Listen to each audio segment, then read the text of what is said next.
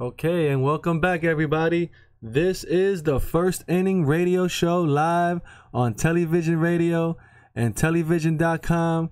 I am the BX Bomber 2011 along with Roger, the big Yankee fan. Say hello, Roger.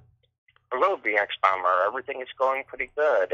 We're doing this on the weekend, the weekend before spring training starts, and we have a little bit of news concerning the Yankees and coming up with spring training.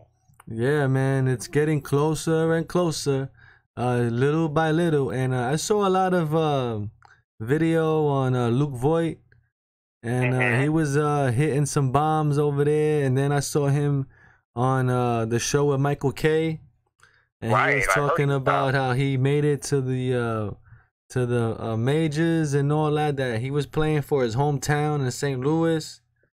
And it was kind of getting overwhelming for him because too many people were asking him for tickets, but he wasn't able to play because he was being blocked there at first base. And then he got the opportunity. Yeah, then he got the opportunity to play in New York, which he really set him off. And he said he lost some pounds in weight, so hopefully he could do a hell of a job here, man, and get show that glove off too. You know. Exactly. He got his opportunity because Greg Bird was struggling and underperforming, and Luke Voigt came in, and I believe he hit about 14 home runs for the Yankees and showed great power, took advantage of the right field porch, and really showed. And from what I understand, he wants to prove himself to be the regular starting first baseman for the Yankees. He knows that Greg Bird is going to put up a heck of a struggle, but Luke Voigt feels some confidence and believes that he could take the starting job for the next multiple years to come. Absolutely. And you know what? What's going to be really cool about baseball this year, baseball is about to see a player enter one of the most exclusive clubs this year. You know that? And it could happen in the first month of the season. That's going to be the 3,000 strikeout club for CC Sabathia. Okay? Exactly. And he's only 14 strikeouts away from 3,000. So he could probably do that in his second start, maybe. You know? Exactly. Maybe he could get 10 starts. I say his second start.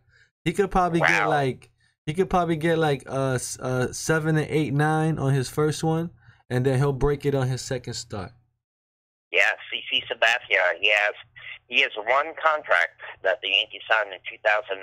You know how many people say that these long-term contracts don't work out a good portion of the time for the team that signs a player to the big contract. But I think CC Sabathia was quite worth this contract, and then the one-year contract. He was over worth the contract. We got more than what we got from him. Right. In my opinion. He certainly came through in a very strong manner, especially in 2009. And then he had to reinvent himself as he began to lose velocity.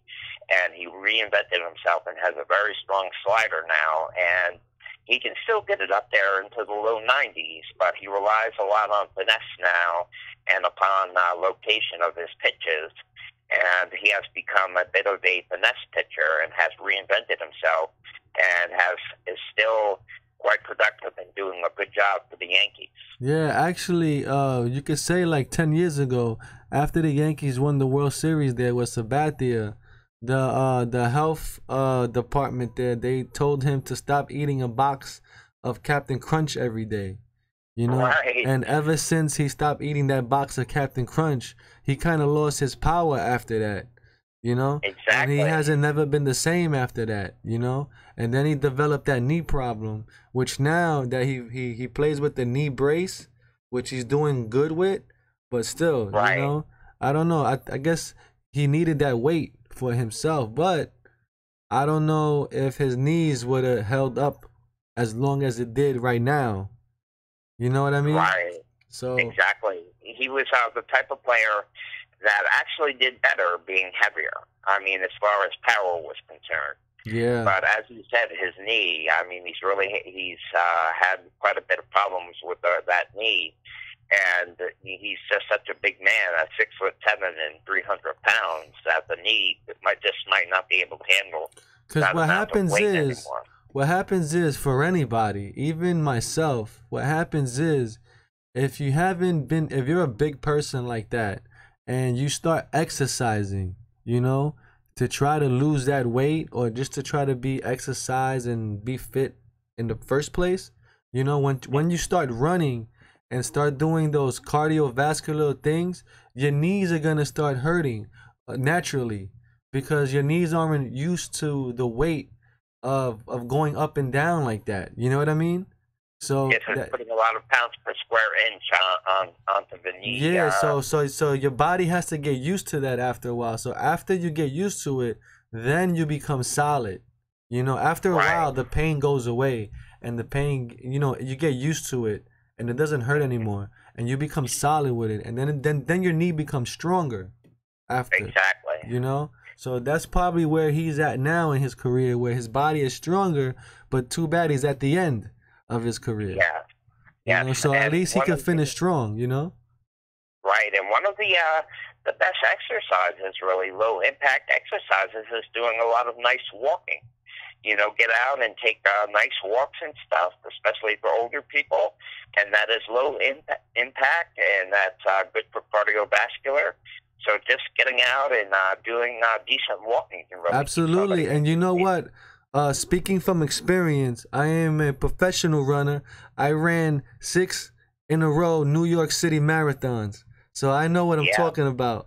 And walking is the beginning to running. You have to walk before you can run. And that's the key. So if you are looking to be a runner and you want to be a runner, even yourself, Roger, if you want to be a runner, you have to find your stride in your walk first. Right. So you have to take, you know, you have to walk fast, you know, and once you get that stride in your walk, believe it or not, your walk stride is the same as your running stride. It's the same speed. The only thing is, when you jog, you bounce. When you walk, you glide. You understand? It's the same thing. Your feet, believe it or not, your feet are moving the same speed if you were walking and from running. Ain't that something? I see. Yeah, this is for real. Yeah, I couldn't believe it myself, but it's true. Your feet walking move the same speed when you're running. So if you can find your walk at a fast speed, and you can do that and sustain that speed, that's your running speed right there. And then you could become a runner. You just jog it. But that takes over time to develop, you know, like anybody else.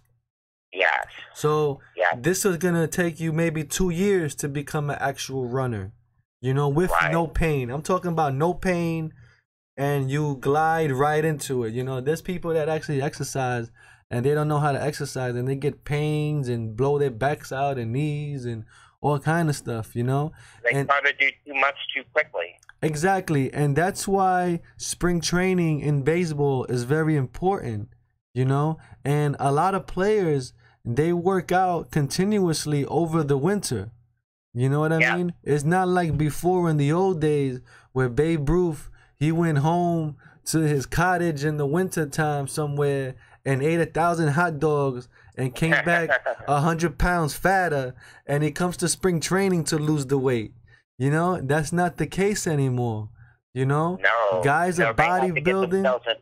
Yeah, guys are bodybuilding, and you know what? I think it's it's working, because I see the more the baseball player is like a bodybuilder, you know, like looking like Jose Canseco busting out of his t-shirt. Those guys hit more home runs and play better, and they sustain from injuries better as well. They don't get as hurt as much. You know what I mean? So I think the exercise does hurt, but I don't feel, in my opinion, that you should exercise in the middle of the season, though. While the season's on, I think you shouldn't exercise, in my opinion. Oh, well, how about a little bit of maintenance? You know, doing some push-ups. Because they do.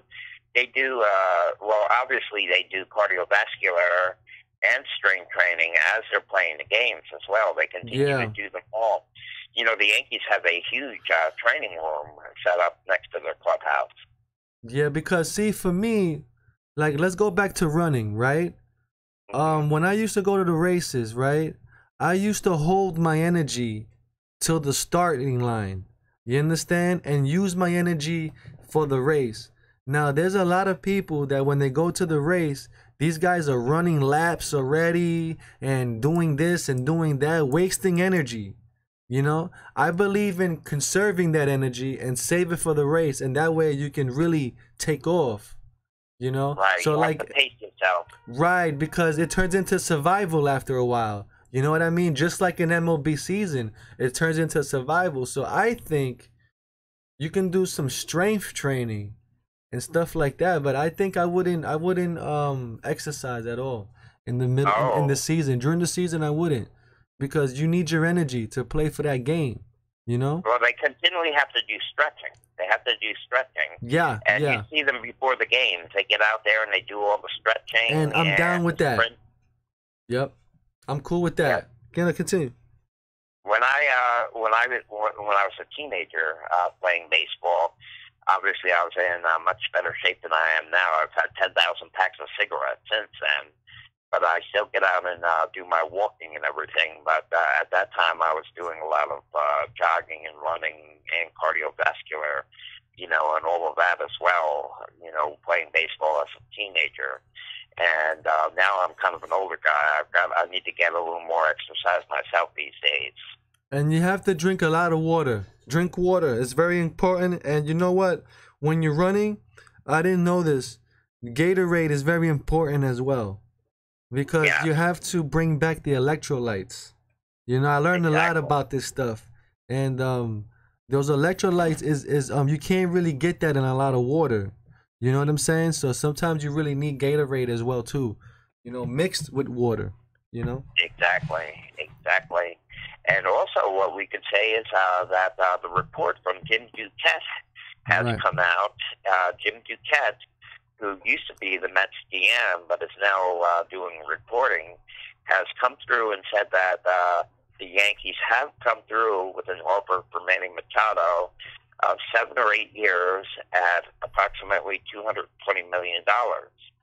So the White Sox, have an offer out there, and that was reported to be $175 million. But they don't know if that was accurate or not. But the Yankees, if this report is accurate, have put an offer on the table for Manny Machado. And some of the Yankee fans may be surprised if Manny Machado signs just before spring training. So we'll see how it goes. I can go either way with it. I think the Yankees are a strong enough team, and as I said, I'm a big fan of Van Duhar and everything, so I could go either way on it. I think the Yankees are a strong enough team, so I could take it or leave it. It depends on what they want to do. I believe the Yankees could get both of them, man. Manny Machado and Bryce Harper. Without losing anybody else on the team. They have enough money to do it. Yeah, they do. Just take them off your hands. That's it. Take them off their hands. That's it. Or which way you want. And there's so much pitching still left as well. They can get bullpen people. There's bullpen people there still left. There's a lot of players still haven't been signed yet that are all-stars. I know. So this spring training has been slow, just like the 2018 one has. 2017, and 2018. And you know why? Because there's things. Because the players, they're getting beat by the general managers and these contracts. You see, right? So now these players are talking about maybe going on a strike one day. That's a possibility. There hasn't been a work interruption since '94. And I would hate to see that. That might do a lot of damage to Major League Baseball. It's really on the rebound, and it's a $10 billion industry now, Major League Baseball. And I would hate to see them hurting themselves, because the fans, once again, would see it as billionaire owners fighting with millionaire players. You follow what I mean? Yeah. And the fans might not be able to relate to that again. And anytime there's a work stoppage, that could really hurt the sport. Yeah, because you only have so much time to play, Right. Because it's only in the summertime. You can't play this game. You can't stop the season and then continue it. You know what I mean? And play in December. I know it does damage. So, but the owners now are working with a lot of the StatCast and with sabermetrics and everything, and they're thinking about developing their team from the farm system and using a lot of analytical people to decide on whether or not they want to bring in a big high-priced free agent or work from within. Yeah, because but still though, if whoever, I'm not gonna say whoever gets Manny Machado or Harper goes to the World Series, but at one point, these teams is gonna make a difference to whoever they go to, you know. And, oh well, he's an impact player. They're both impact players. Yeah, that's the thing. They're both impact players, so your season could be much better with them than without them. You know what I mean? Either or, you know? Right. So I don't see why the Yankees don't pick him up, man. Take him and get Bryce Harper too. But I think the Nationals, he might be going to the Nationals though, Harper.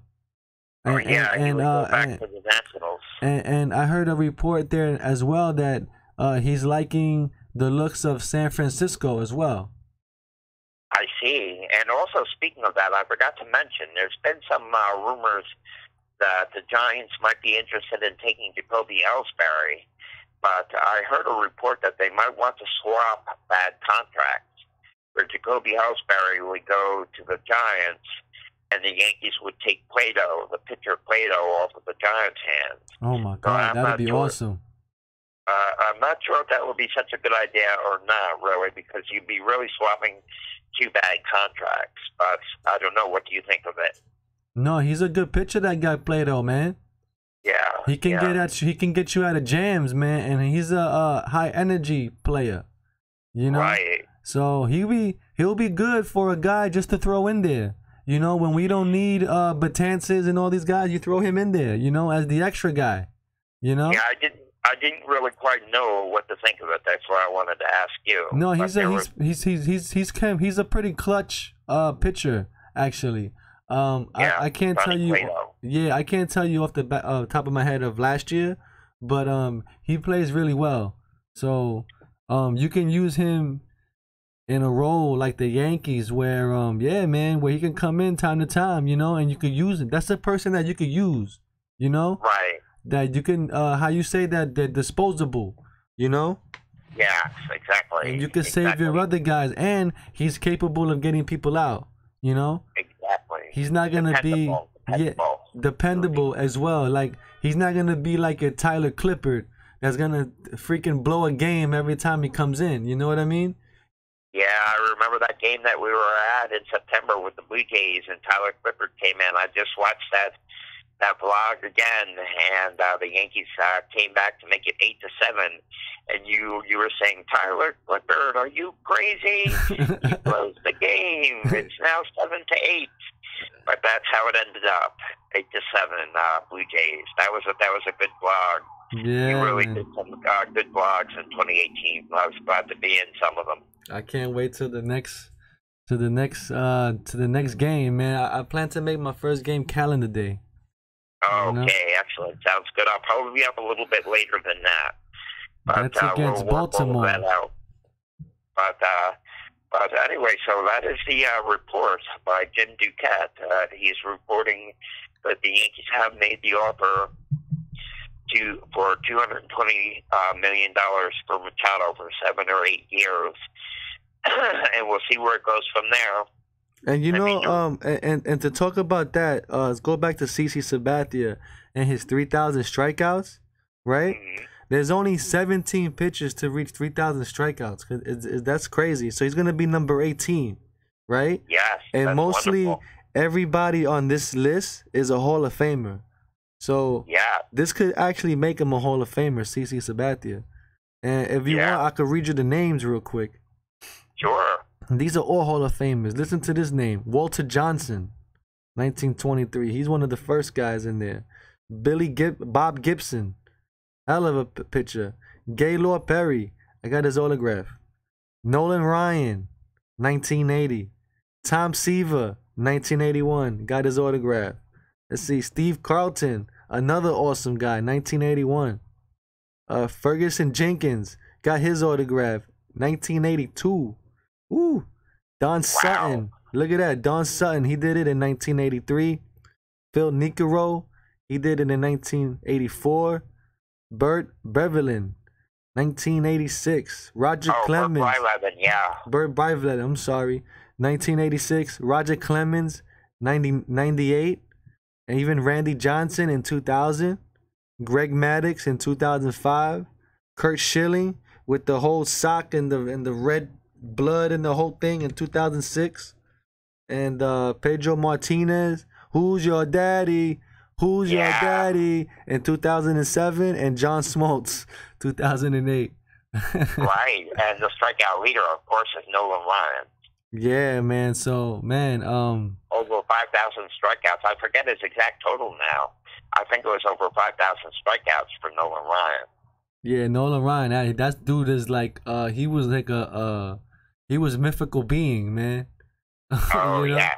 I don't think the magical arm. Yeah, I don't think we're ever gonna see stuff like that again, man. You know? Even with all of the hard throwers that we have in today's game, Nolan Ryan had a beast of a fastball. My goodness, he was routinely over 100 miles per hour. I mean, he had a massive fastball. That was a killer fastball, and had a very powerful curveball as well. And of course, Nolan Ryan had 7 no-hitters as well throughout his career. And listen to these names that aren't on the list of 3,000. Listen to these names. Tom Glavine is not on that list. Don Drysdale is not on that list. Sandy Koufax, Robin Roberts, and Dwight Gooden. And even Jim Palmer is not even on the list of 3,000. That's crazy. And those are guys who were phenomenal pitchers. Yes, what happened with Sandy Koufax is he had to retire very early. He retired after 66 because he had many arm troubles, many problems with his arm, and he had to retire at the age of 30. So he really only had about a 10-year career, Sandy Koufax, even though he was dominating for many years in the early 60s. He had to retire early because he had a lot of arm problems. Wow, man. And you know, it's been 11-year gap since the last person ever hit 3,000 strikeouts, and that was John Smoltz was the last person 11 years ago. So wow. This is a major feat, man, in baseball, you know. And this year, like I said, I plan to go to every CC Sabathia start at Yankee Stadium. Wow, that'll be fantastic. That'll be fantastic. And that'll really be fantastic. Excellent. So, I hope to get to 9 games this year, and obviously quite a number with you, and we'll work all that out. And definitely looking forward to having a good season. Yeah, and you know who should be a Hall of Famer as well, because I just came across his name here, and he has only 2,536 strikeouts, is Bartolo Colon. Bartolo. Oh, yeah, Bartolo, who seems to be going on forever and ever. He's like the oldest pitcher. Again this year. And I'm not sure, but he has a lot of records, too, that guy. 20 game winners and all kind of stuff. Cy Young and all kind of stuff. So that guy, he might be going to Hall of Fame one day. He's been around forever. It's kind of like Nolan Ryan had a 27-year career. Yeah, and Nolan Ryan played a power pitcher throughout his career as well. Nolan Ryan was incredible. Nolan Ryan came up with the Mets. And then, of course, they traded him to the Angels. And Nolan Ryan came up with the Mets. Played with the Angels, the Texas Rangers, the Houston Astros. So Nolan Ryan had a amazing career as well. Yeah, man. He was like the Michael Jordan of pitching, you know? Oh, yes, absolutely. Yeah, man. We're never going to see something like that, man. Again, I don't know. Maybe the closest, maybe now we can see in person, maybe that we don't know that we're seeing it live. Severino might be that guy now. You know, because he's pitching pretty awesome, you know, and he did last year and he kind of burnt out. But if he gets his act together and continues, you know, he can have a Hall of Fame career from now on, you know, from here and now on, you know, he can have a Hall of Fame career. Exactly. Severino, many people felt that that he may have tired and he lost the tick off the fastball, and that he may have been tipping pitches and having a few difficulties, and that's why he got hit in the second half of last season. But still, we have to remember he won 19 games. He was overpowering in the first half of the season. And he won 19 games and had a 3.39 earned run average. So, and 225 strikeouts for the season. So that's pretty darn good. And let's hope that he can have a strong season. And in my opinion, I believe he came up a year too early. I see. You know, because I think when he was in the first year, when we was going to the playoffs and all that, they kind of burnt him out there, you know. And then he stutter-stepped in the playoffs, you know, and they blasted him, you know. And then he had to look for redemption the next year. I think he had some anxiety in the 2017 wild card. Yeah, absolutely. So they kind of brought him up. I mean, he was worth bringing up that year. I'm not going to take it away from him. But I'm just saying that I think they could have waited till the next year to bring him up full potential instead of half the year. You know what I mean? Exactly. Yeah, he could have started the next year and not bring him into stuff like that, you know? But you know what? It made him a major league ball player, though. You know? Oh, yes. He's a 19-game winner last year. Yeah, man. So he kind of... I just don't want him to get hurt. That's my point. You know, that you bring him up too fast and you blow out the kid's arm, and now we don't have him no more. You know what I mean? So I'm trying to give him longevity, you know, in a way. You know, hopefully he can pitch for 10 years or 15 years, you know? Oh, yeah. Because the major league life for a player is like an average of 6-7 years for a player. Right. You know? They don't even last that long, you know? And you know what? 6-7 years is not good enough, because when you come up with the team as a rookie, you have to wait 6 years to go into a trade. Yeah, it's a free agency. So you have to wait 6 years anyway. So that's not good if your career is only lasting 6-7 years. You know what I mean? So it's something to look at, and that can be a major contribution to this baseball lockout one day. You know? I know. Because maybe Major League Baseball's Players Association and ownership have to get together on a few things, like rule changes or things involving contracts or free agency. All of this stuff has to be hammered out. Yeah, because if the life of a player is 6-7 years, then you're going to have to cut down on holding them from 6 years to maybe 4 years, right? And let them go after a while. And then maybe that can bring out the league a little bit better, because now you got better players circulating now, you know? Exactly. Instead of waiting, and like right now with the 6-year thing, it's like a drip in the bucket. Like a few players come out and you only have this certain amount of time to grab them. You know? Maybe if you cut it down to 4 years, you have a bunch of guys to grab, you know, and everybody like, oh snap, you know, it's like playing jacks with the with the marbles, you know. See how fast you can... They have more of their prime years that you can have them for. Yeah, man, it's so you know they're gonna have to work on some things, man. And whoever listens to this radio show from the Yankees, you have to hire me and Roger for special analysts, and we'll bring back the team up to speed. So whoever's listening, I know you do, and this message is to you. You can hire us and count on us to be the guys to take over. You know, fire Brian Cashman, hire me and Roger. We'll take care of it. You can split Brian Cashman's salary in half and just give it to us. That's all. Sure, I'd be happy with that. That's it, and we'll bring back the team, man. But it's been a great radio show. It's already 29 minutes, and it's been great, man. It's been a great talk, and spring training's around the corner. And baseball's almost back. You want to say anything before you go, Roger? Oh, yes. This was a good radio show. And definitely looking forward to spring training. And we'll talk to you again soon. That's right, man. And I want to always let everybody know, please hit the like button, subscribe, comment, let us know that you care, that you're alive, and that you even love baseball. So let us know what's going on. And we'll see everybody in the future. So long, everybody. And we'll see you on the next one. Take care.